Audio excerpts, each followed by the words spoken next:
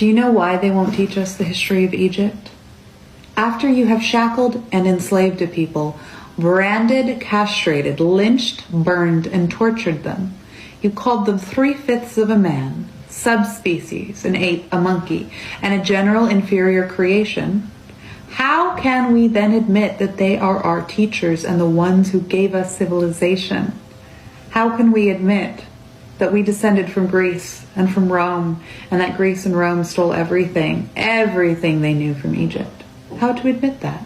There's no room in a white supremacist psyche for black contributions to civilization or world progress. This reaches too far into the consciousness of the so-called objective white scholars of academia and their black-skinned counterparts.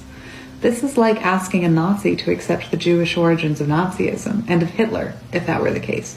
They couldn't accept it if it were true any more than the white supremacists can accept the African origins of civilization, the African origins of Christianity, the African origins of science, the African origins of everything.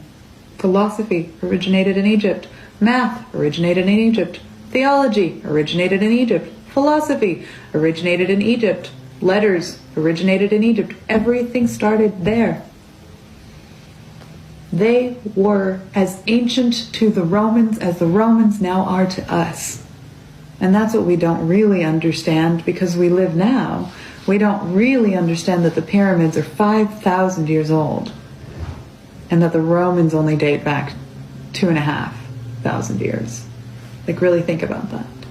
Because that's the world we live in. A world of lies.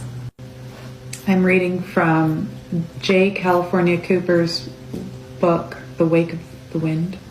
I am Africa. I am a place. I am a state of mind.